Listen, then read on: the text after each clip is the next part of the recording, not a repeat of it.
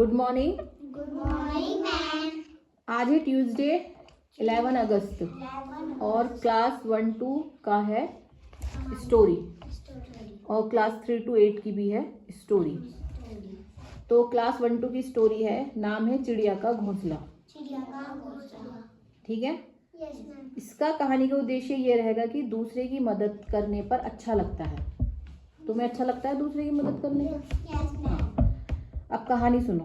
रोज की तरह आज भी विद्यालय की छुट्टी होने के बाद अतुल घर जा रहा था। तभी उसकी नजर सड़क किनारे एक चिड़िया के घोंसले पर पड़ी जो पेड़ से नीचे गिर गया था। घोंसले के अंदर चिड़िया के 2 छोटे छोटे चूजे थे और पास में ही उनकी माँ बैठी थी। माता चिड़िया घोंसले को ऊपर ले जाने की कोशिश करते हुए जोर जोर से चींची कर रही थी। अतुल को यह देखकर बहुत दुख हुआ और उसने सोचा कि इस तरह तो ये चूजे मर जाएंगे। वह सड़क पार करके उस घोंसले के पास गया और बड़े ही ध्यान से घोंसले को उठाया। उसमें दोनों छोटे चूजे बैठे थे और किसी तरीके से उस घोंसले को अतुल ने पेड़ की डाल पर रख दिया। ये सब देखते हुए उसके सारे कपड़े गंदे हो गए। थोड़ी देर बाद घर पहुंचा। जब माँ ने उसे गंदे कपड़ों में देखा तो वह गुस्सा हुई। उन्होंने सोचा, लो फिर इनसे खेल कर कपड़े गंदे कर दिए। माँ ने क्या सोचा कि इसने खेल में कपड़े गंदे कर दिए। उसको माँ पर विश्वास था कि वह उसकी बात ध्यान से सुनेंगी और हो भी क्यों ना, वह माँ को हर बात सही सही जो बताता था। इसलिए उसने इस बार भी माँ को सारी कहानी बताई। उसकी माँ को उसके किए हुए कार्य पर बहुत खुशी हुई। उन्होंने अतुल को शाबाशी दी और गले लगा लिया। यानी कि अतुल ने चिड़िया की मदद करी तो अतुल को क्या हुआ, खुशी हुई और उसकी माँ को भी बहुत खुशी हुई। आप घर पर किस किस की मदद करते हैं? मम्मी की, मामा की, दादी की, बुआ की। हाँ, आपको मदद करके कैसा लगता है? अच्छा। अब आप बताओ कि आपने कल क्या किया है मदद। कार्तिक, एक एक करके। मैं लकड़ी लाया। हाँ, तुम बताओ। मैंने झाड़ू लगाया। मैंने मम्मी के खाना बनाने में नमक मिर्च मम्मी को दी। सही कह रही हो, ये सच बात है। Yes ma'am.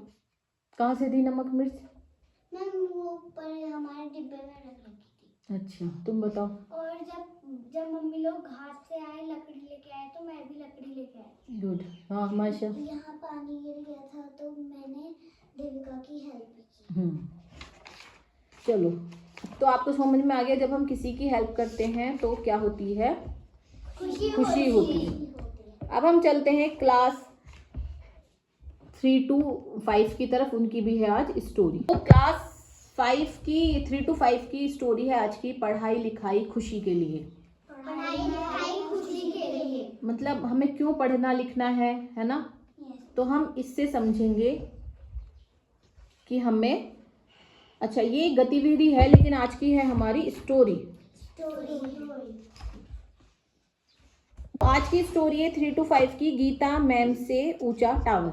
देखते हैं क्या है स्टोरी में। इस कहानी का उद्देश्य है मिलजुल कर कार्य करने से बड़े से बड़ा काम सार्थक हो सकते हैं, है ना?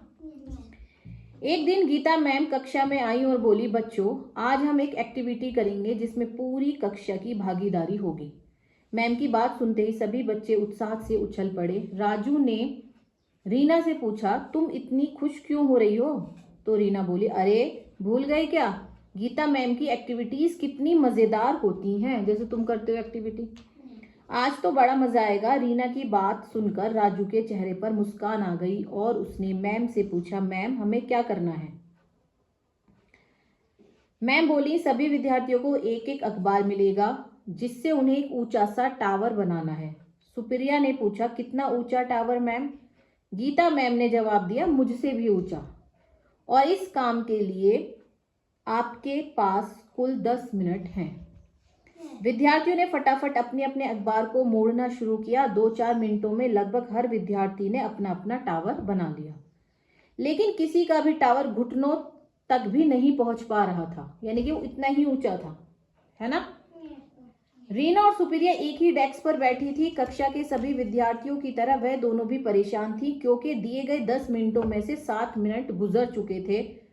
सुप्रिया का दिमाग तेजी से चल रहा था। सुप्रिया के दिमाग में एक आइडिया आया। उसने फौरन उस आइडिया को आजमाते हुए अपना टावर उठाकर रीना के टावर पर रख दिया। जैसे एक ने ये बनाया टावर, दूसरे ने इसके ऊपर एक और अपना टावर रख दिया, है ना। रीना कुछ समझ पाती उससे पहले ही सुप्रिया ने राजू का टावर भी उठाकर रीना के टावर पर रख दिया। उन्होंने देखा कि तीनों टावर के मिलने से एक ऊंचा सा टावर बन गया। सुप्रिया ने थोड़ा सा भी समय नहीं गंवाया और कक्षा के सामने आकर बोली, गीता मैम से ऊंचा टावर बनाने की तरकीब मिल गई है। हमें सबके टावर मिलाने होंगे। सारी कक्षा को यह बात समझ आ गई थी। सुप्रिया ने अपने टावर को कक्षा के बीच में रख दिया। एक एक करके सभी बच्चों ने अपने टावर उस पे रखने शुरू कर दिए।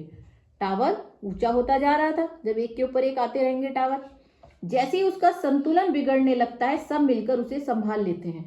अब तुम एक के ऊपर एक चीज रखोगे तो वो ऐसे से हिलने डुलने लगेंगे ना, बैलेंस बिगड़ेगा उसका, तो सभी आपस में बच्चे आ जाते हैं और उसको संभाल लेते हैं। अमन ने सबसे अंत में अपना टावर रखा। तभी गीता मैम ने घोषणा की, क्लास 10 मिनट पूरे होने पर 20 सेकंड बचे हैं। मैम की बात सुनकर कोई भी विद्यार्थी हड़बड़ाया नहीं क्योंकि वे सब देख रहे थे कि टावर की ऊंचाई गीता मैम के कद से ज्यादा थी। तभी इस कहानी का नाम था गीता मैम से ऊंचा टावर।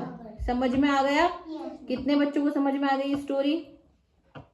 अब बताओ, गीता मैम ने विद्यार्थियों को क्या सोचकर ये एक्टिविटी दी होगी कि तुम्हें मुझसे भी ऊंचा टावर बनाना है? क्यों दी होगी ऐसी एक्टिविटी? क्योंकि बच्चे तो इतना ऊंचा टावर अकेले अकेले बना नहीं पाते। तो उन्होंने क्या सोचा होगा?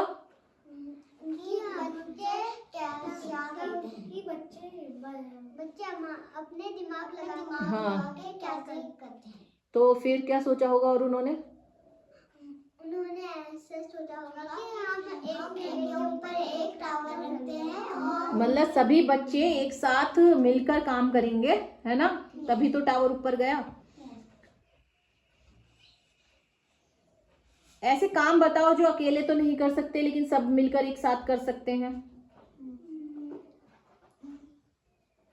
कोई है ऐसा काम जो अकेले तो हम नहीं कर पाते लेकिन अगर हम सब एक साथ मिल जाते हैं तो हो जाता है काम? किसी की है घर बनाना। घर बनाना, अकेले कोई बनेगा घर? सब मिलते हैं तो घर बनता है। और मम्मी घर पे पेंटिंग करना। हाँ, पेंटिंग करना। और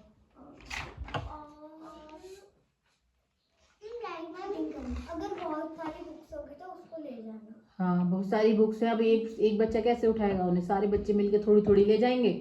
चली गई। तो ये स्टोरी आपको समझ में आ गई? Yes ma'am. चलो ठीक है फिर, यानी कि हमें इसका उद्देश्य समझ में आ गया है कि अगर हम एक साथ मिलजुल कर काम करते हैं तो काम पूरे हो जाते हैं। हाँ स्पीकर। हाँ, चलो ठीक है फिर।